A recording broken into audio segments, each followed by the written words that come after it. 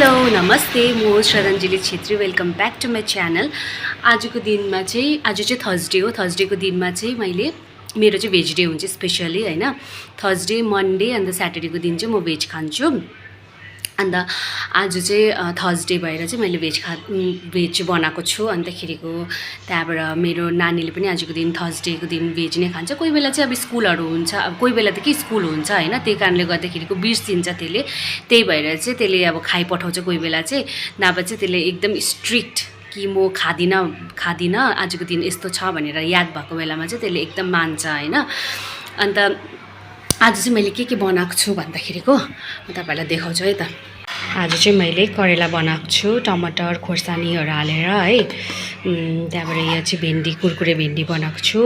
अन्त यहाँ छ भात होइन, भात बसालिसकेको छु। अन्तखेरिको यहाँ चाहिँ गुन्द्रुक छ, गुन्द्रुक र आलु बनाउँछु।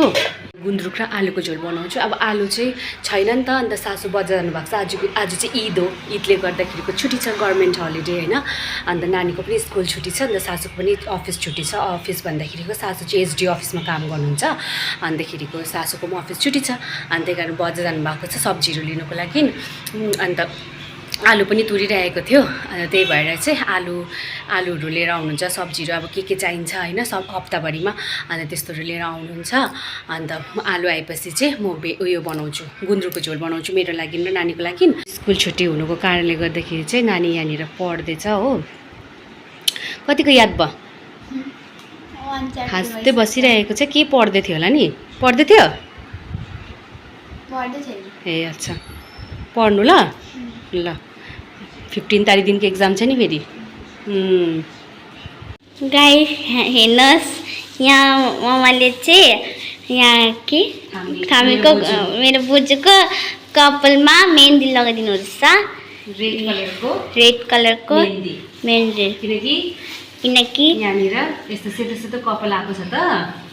अन्तखेरिको यहाँ देख सेतो सेतो कपाल, थामीको सेतो सेतो कपाललाई चाहिँ हामीले यसरी रेड कलरको मेहन्दी लगाएर छोप्नुहुन्छ मेरो सासूले। बुझ्नुभयो नि?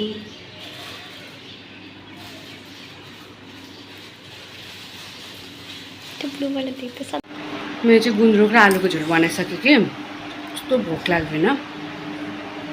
ठिक्कै काम गर्ने भाडा मोलले आयो नि त, त्यही कारणले गर्दाखेरिको चाहिँ अब ऊ गइसकेपछि मात्रै खाना खान्छु।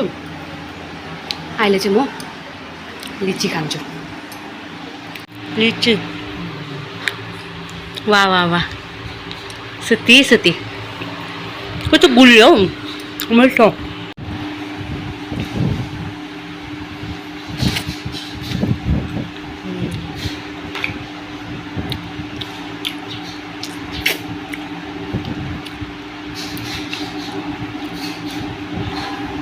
गुलियो रहेछ हौ। नभए त बचेको गयो भने सासूलाई ठकाएको हुन्छ फ्रुटवालाले, अमिलो दिएको हुन्छ। तर योपालि चाहिँ गुलियो आएछ लिची। जुनै पनि फ्रुटमा ठकिरहेको हुन्छ, योपालि चाहिँ मिठा आयो।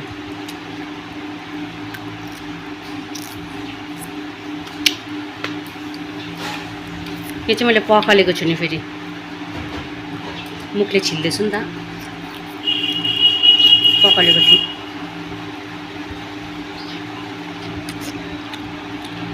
ए माछा पाक्दैछ उनीहरूको होइन। म चाहिँ खाना खाइहाल्छु पहिला, पुरा भोक लागिसक्यो मलाई। गुन्द्रुकको झोल, भेन्डी यो, अन्त 2टा डल्ले खोर्सानी त खाना। त्यहाँबाट चाहिँ बेलुका निस्केको थियो। अन्तखेरिको 1-2वटा चिजहरू जेरक्स गर्नु थियो, त्यही जेरक्स गर्नुहुँदै थियो मेरो बुढाले होइन। अनि नानीलाई पनि ट्युसनबाट लिएर आएँ। अन्त हामी चाहिँ त्यहाँबाट चाहिँ घर फर्किँदाखेरिको फेरि कचौरी यस्तोहरू किनिओरिकन त्यहाँबाट चाहिँ हामी घर आएँ। दिउँसो त मैले बनाइहालेँ होइन माछा, त्यो माछा चाहिँ कातुल माछा भन्छ, त्यो बनाएको थिएँ। अन्त अहिले चाहिँ म राति इलिस माछा बनाउँदैछु। किन भन्दाखेरिको चाहिँ सासूको भोलि भेज डे हो नि त, सासूले भेज खानुहुन्छ नि त भोलिको दिनमा चाहिँ।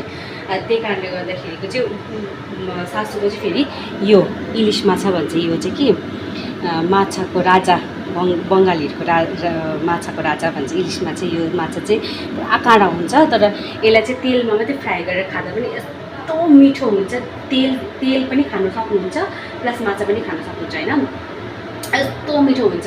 अन्त यो चाहिँ मैले कसरी बनाउन आँटेको छु भन्दा यो इलिस माछा, यो भयो तोरी, दुई प्रकारको तोरी हुन्छ होइन, कालो र सेतो, अन्त दुइटै मिक्स गरेर काँचो खोर्सानीसँग पिसेको छु। अन्त यहाँ चाहिँ धुलो खोर्सानी, हल्दी, अन्तखेरिको नुन हालेर अब म बनाउन गइरहेको छु।